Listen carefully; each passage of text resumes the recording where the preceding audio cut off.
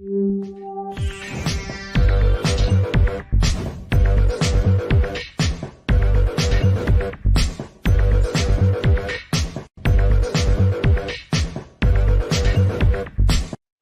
everybody, welcome to the show. You know where you are, the 9 at 9 with me, Tigo. And you know that today is a VIP day and it's the third Wednesday of the month. So that means my buddy Josh, who's traveling across country on his bike, motorcycle, not pedal, on his bike, is going to be here. We're going to talk today. And today, we're going to talk about where do you see opportunity and where do you draw the line? Now, what is Tigo talking about now? You're going to have to sit right there. We'll be right back.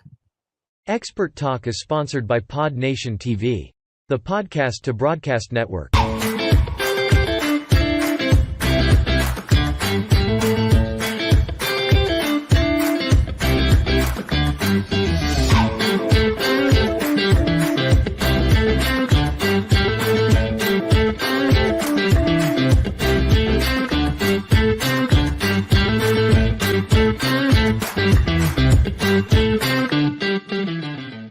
Hey, welcome back. Many years ago when I said, I don't know why I can't move forward, why I'm stuck. Somebody said I needed to get out of my own way. And they asked me where I saw opportunity. And I went, what are you talking about? And they said, when you talk about the letters Nowhere, where do you draw the line? Opportunity is now here. Opportunity is nowhere. And usually where you draw the line is where you let the fear stop you in your mind. Blew me away. It's changed my life. And I've been running that way ever since. So today we're going to talk about getting out of your own way with my buddy, Josh Koerpel. What's happening, Josh? Oh, yeah. What's going on, Tigo? Yeah. What's happening, brother? Okay. Recap. You're out there on the road. I heard something about a clutch brake. What? Are you okay? I was in the middle of nowhere, Texas. The clutch just started slipping, meaning like the clutch discs were all worn down, and I ended up having to limp my way into this tiny little hole-in-the-wall motorcycle repair shop where they let me work on the bike for 2 days. He actually was nice enough to let me sleep on the floor of the repair shop for both of those nights because I didn't have anywhere else to go. And I got everything fixed, ripped the bike apart, put it all back together, got super dirty and greasy, and now it's running smooth again. And that didn't stop you. Now, this is a great opportunity to talk about fear because, you know, especially in 2022, we've got mass shootings going on. We've got, you know, what looks like a recession coming. It's a little bit crazy. Some people would have left that bike. I might be one of them, some people, and gotten on a Greyhound and headed back to Florida. But you managed to not only get it repaired, but find someone in America, you know, that still believes in the neighborhood approach and the neighbor, and they let you sleep on the floor. Were you scared to ask? Were you afraid being out there? What happened? No, I mean, I guess for some context with all of this, like to put it in perspective, you put yourself in these situations where you have no choice but to do it. Like, that has made all of the difference. So like in this particular instance with this breakdown, there's no Geico roadside assistance that can just like help you tow the bike to the nearest BMW place. Yeah, exactly. Like you are straight up on your own. And that's what working on tall ships taught me, is that self-reliance and that confidence to figure out a problem. And so anyway, that's exactly what I did. Of course, everybody feels that fear, but I don't necessarily think that that's a bad thing. It means that you care, and it means that it's going to motivate you to figure out what the problem is and take some kind of action to solve it. And that's exactly what happened with the whole clutch thing.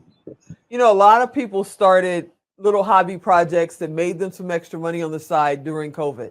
You know, they were either stuck at home or they were laid off or, you know, whatever happened. And they started this and they got very good at it.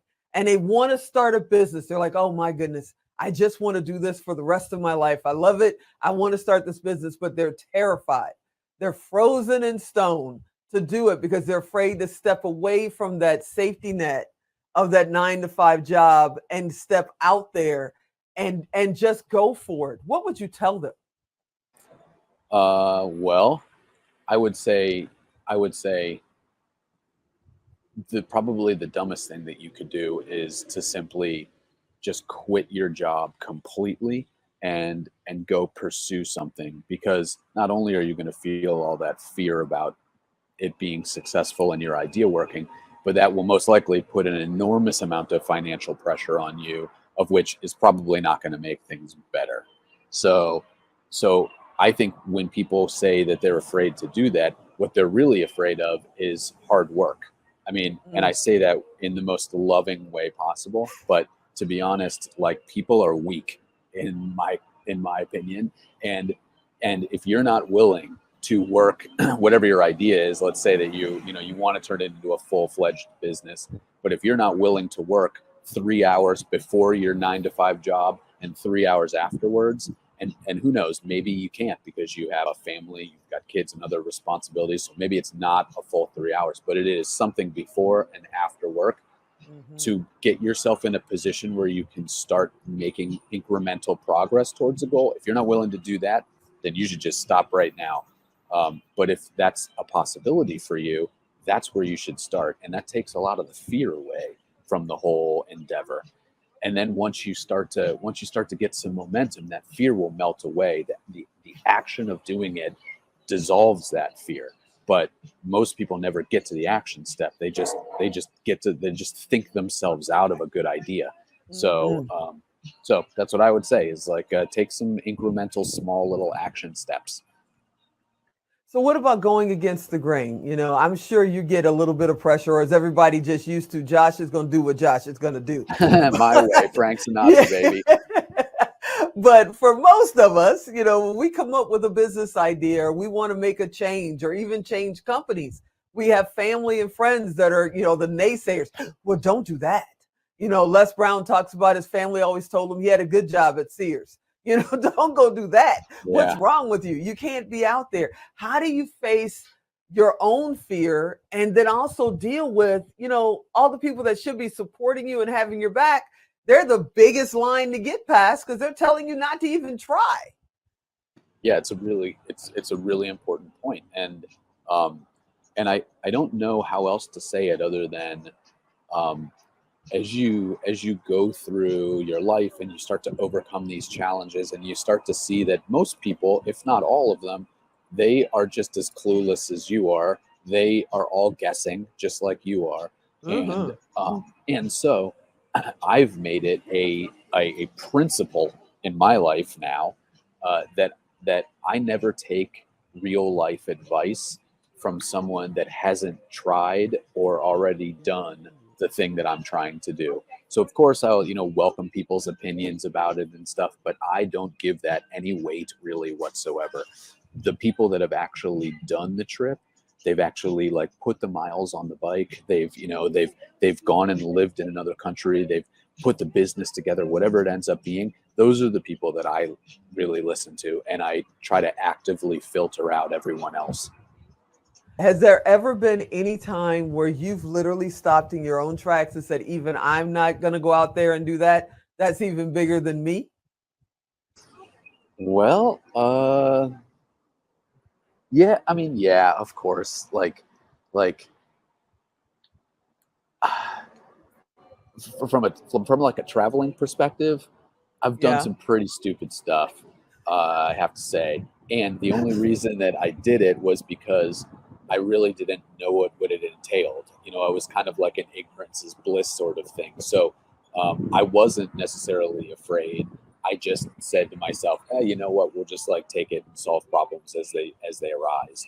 Um, but what I do think that is a very real consequence of the internet now is that Uh-huh. people can get too much information Oh, yeah. about a thing, and they could use that information to literally dissuade themselves from doing it in the first place.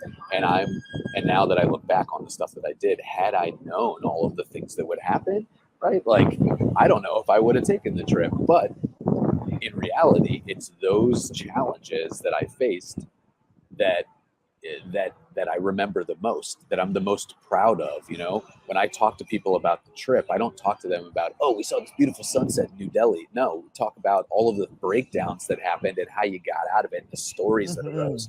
So anyway, that's what I think is that yeah, there might be some things that are a little bit too big, but really just go out there and do it and let the action provide the clarity. You're amazing. One, we got to put that on a t-shirt. Let the action provide the clarity. That is really cool. But tell everybody how they can follow you, because you know they want to follow you to your next destination and your next trip. JoshKoerpel.com, Koerpel. And same thing on Instagram and Facebook. That's the best way to find me. Like, keep tabs on me, make sure I didn't die. Oh, let's not put that out there. Okay.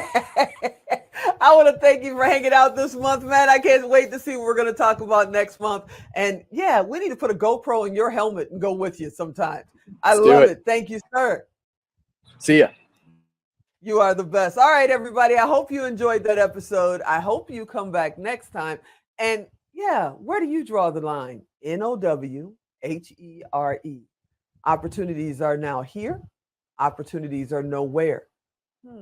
Think about it. I hope to see you here next time. I'm Tigo. I'll talk to you next time.